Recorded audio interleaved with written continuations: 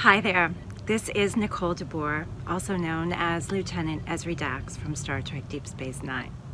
And welcome to Star Trek Fleet Command. Fancy intro music, yeah! Woo!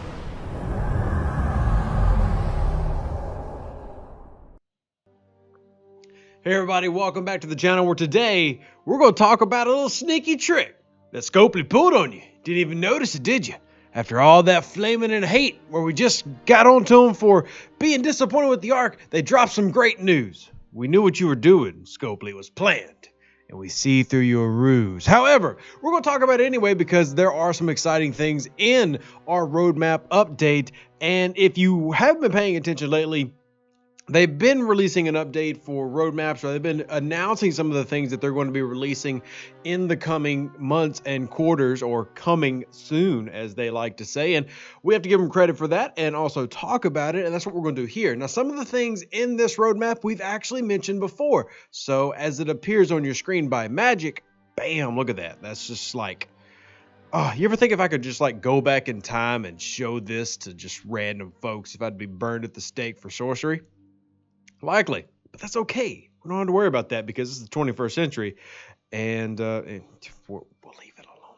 But this roadmap has got some interesting things in it. As we said, it has some things that we've discussed before and things that I've been kind of hyping up because I've been excited about it, as well as some new things that we've never talked about before. So I figured we could just learn it together, because who goes to websites? That's what content creators are for. Support your local small businesses or content creators. Me, No One Shout, DJ, Fortis. Watch our videos, please. Thank you. Anyway, roadmap update here for March, and we're not going to stick too much on it. As you see, they're talking about wrapping up the TOS arc. We wanted to give another look at exciting content, which is basically them saying everything I just said. Hey, forget about all that. Look at this. You're going to like it more. And honestly, you will, because I like what is included in this update. Now, keep in mind that when we did this the first time, which was October of last year, that has been less than 6 months, and we got everything in that roadmap except for one thing. So if they follow that same format, the things that we're about to read are going to be coming soon. Now, got to put that in quotations because, like we said, that could be 6 to 12 months. But if you remember, as we talked about the last set of roadmap, all of that came within 6 months of the roadmap getting launched, which sets a good precedent for them if they can keep it up, of them communicating and with them coming forth and fulfilling their promises, if we call that promises. But anyway, let's start with the first one, which is the away teams. Now, I've talked about this one quite a bit. I've been hinting at it quite a bit in videos and how it could work. And then you even get a screenshot here of an example of it working in their beta test, where you see a crew assignment set up where you can pay par steel to then get rewards of, looks like we got officer tokens, we've got dilithium rewards with different stat increases and stuff, with a chance of criticals versus regulars. And it's also interesting to see the officers included in that list and some of the face prints. But renew the Federation Treaty is the mission, and then you're running it to then get those rewards.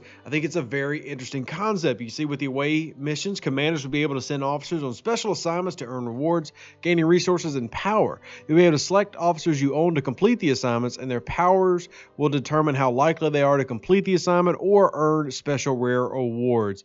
One of our main goals is to make sure officers you collect or already own are useful and valuable, even if they may not have made the cut for your active fleet. So shout out to Keensner, Mbanga, and Vixus, who I haven't used in 2.5 years. Shout out to all those cards that I'm sitting on that will not get used except for when these things come out, because I'm assuming, and I don't know, but I'm assuming this is going to work like a lot of other away mission style things do, where if you send them out on an away mission, you can't use them in your ship. So you're going to have to prioritize how you're using officers. Also, update coming for the officer spreadsheet. Haha, Stewie wasn't looking forward to that, but you know what? You got to do it. This is something that I think is going to add a lot of variety to the game and add a lot of freshness to it. It's a mechanic that I've been really excited about, and hopefully we'll see it by the end of the year. We'll see, though. Coming soon? Maybe. Also, one thing that they did listen to y'all on, and I know we're shocked when we talk about the overlords listening to people, because that never happens. I mean, come on. They don't listen. But when it comes to the second builder, the first comment when this came out was, when do we get a second researcher? Well, happy to say that that's on their list queue. After releasing the second builder, as they said, a common point of feedback was they wanted a second research queue, which was, to me, common sense because who really wants a second builder? But everybody wants second research, including me. So you are going to get that as a permanent addition, probably once again going to cost $5 or $10 as the builder does. But you know what? If they come out with a second researcher, I'll probably spend $5 on that.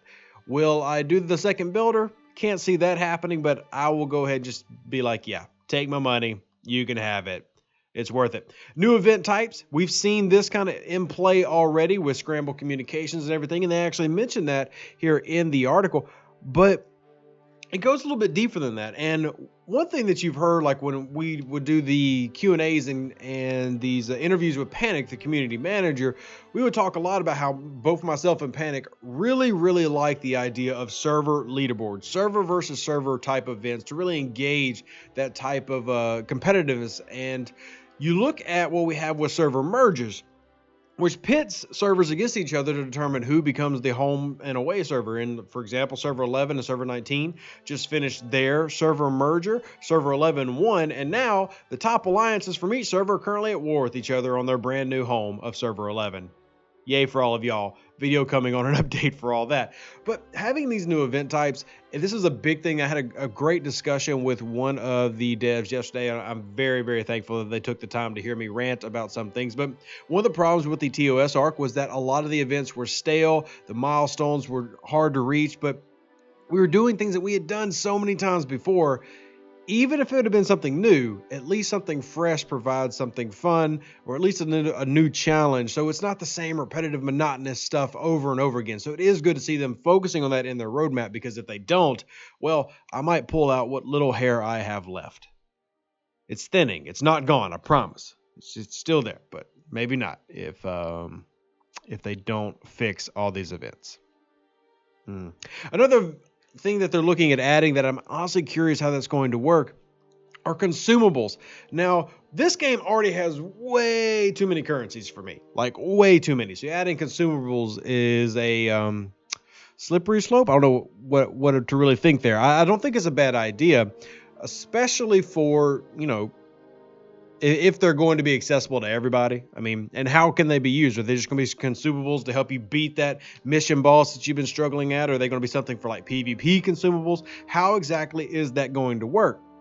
And in the roadmap, it just says, have you ever wished to have more firepower, defense, or oomph? It doesn't really go into specifics. Now, to be fair, they say it's too early for them. It's something in development. What's annoying is, we'll talk about this in a second, but this is something mentioned as that's an early in development with no details, but there's certain things that I want to have in the game that aren't listed in the roadmap, which don't worry, I'll be fussing at them for that. But I do think the idea is interesting.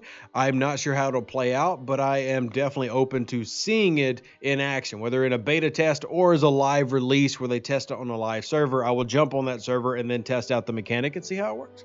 And then finally listed in the new roadmap is G4 improvements. Now, most of you are probably not going to get super excited about that, but for the game to progress to a point where you can get into these new ships and so that they can open up areas for the whales and stuff at higher levels, you've got to make improvements to the G4 economy, which was honestly pretty bad. It was pretty awful. But as I said, they already rebalanced the G4 repair costs for level 40 plus, and they're looking to do that for other aspects of G4. It's one of the reasons I've actually waited to go into 40 plus is because I know that they're going to make those adjustments. So while I'm focusing on getting my efficiency researches and everything maxed out, I'm letting them fix the G4 economy before I waste a lot of my resources, uncommons, and potentially money going into there early. I'm going to let them fix that, make it a little bit more even, like they did with the repair costs. Now translating that to the actual economy of level 40 plus, and then I will venture out into the wonderful realm that is G4.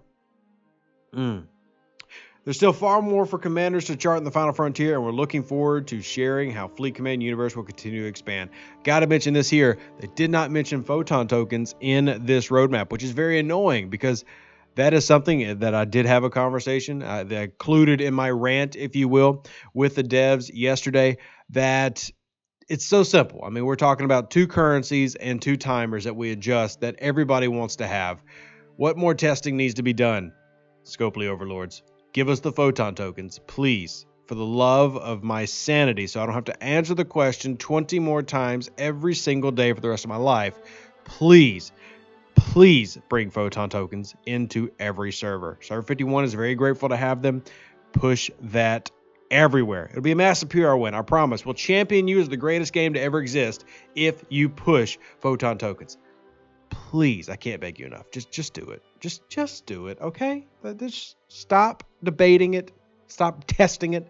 Just push it. Even if it's buggy, just push it, please. For me.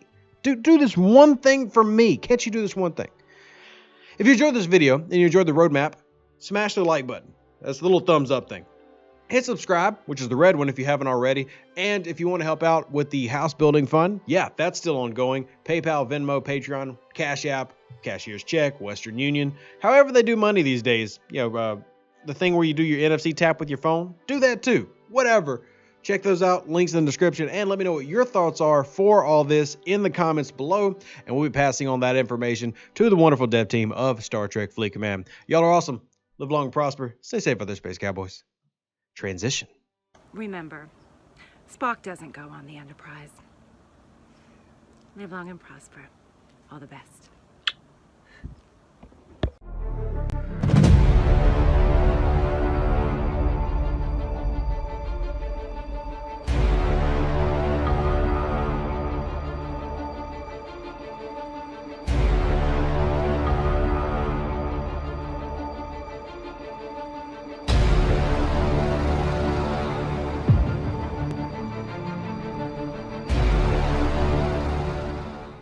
An even better outro than the intro for the Empire and glory to your house.